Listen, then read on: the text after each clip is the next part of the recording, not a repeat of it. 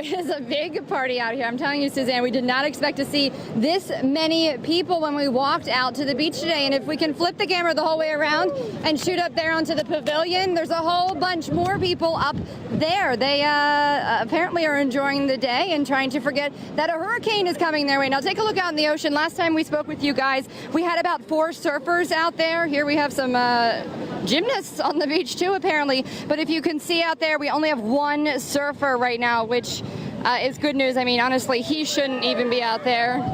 You can see a lot of water coming up. The waves are very, very strong, so nobody should be out in the ocean right now surfing or anything like that. Okay, we're gonna go to my friend Joshua over here. He is here. What are you doing at the beach today? I'm just here because I love the ocean. Even though there's a hurricane, you want to be Even though out there's here. a hurricane, I'm a photographer, so I came here to take pictures. And I just lost my shoe. Where's the other one? It's in the ocean. It'll come back. Okay, so we just lost his shoes. It's that powerful. Now, everything that Chris is talking about, we are seeing. The rain has significantly picked up. If you can take our picture for a minute, just look at it sweeping up Atlantic Avenue. And it's gotten so much windier, too, that it's really moving. And you can also see just how fast the palm trees are moving. The traffic lights right now, they're starting to swing back and forth.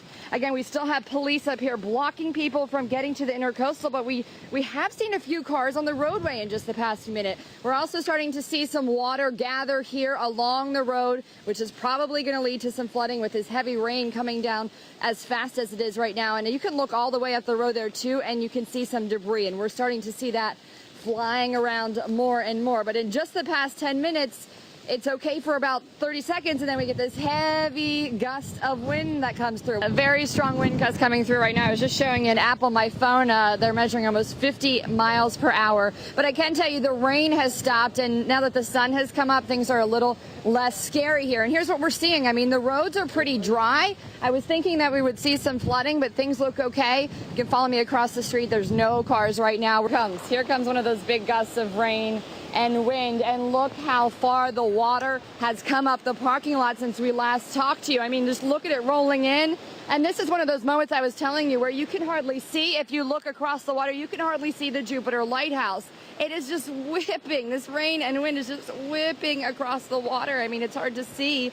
And this is starting, it almost looks like a beach here, the way the waves are lapping into the parking lot. I mean, there's white caps coming in, and I would say that we're about halfway full in this parking lot. I'm going to step back into the frame to give you some perspective of where we are. I mean, this is probably the halfway line. It's starting to get really windy here. We've seen a tree or two come down, and take a look at my feet. I mean, every time one of these gusts come in, it takes it that much further up the parking lot. I mean, what a difference a day makes. You remember we were out here at the Jupiter Inlet yesterday. The parking lot was flooded. Water was coming up over this dock. There was no way we could have stood on it. But today, look how low the water is. I would say we're only maybe at about a foot of water down there, far below the dock. If you remember those images yesterday, the wind and the rain was pushing the water so hard it was flying over top the dock. I think this is probably some of the most significant damage we have seen so far as we're waking up this morning and looking at what Hurricane Irma has left behind. The entire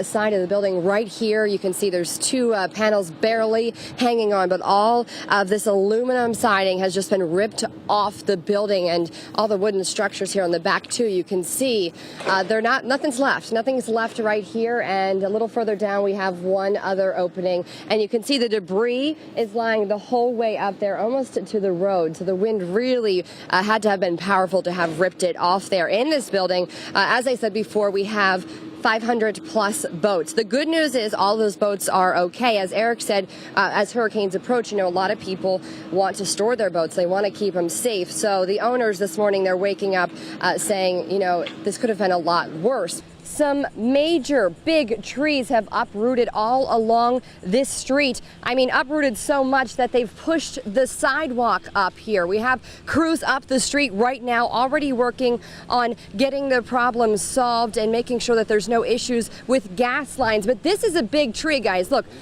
I am about 5'6", and it's towering above me. It's so big, of course, that it's laying across the entire street. So people that live on this street cannot get by, and the people in these homes can't get their car out.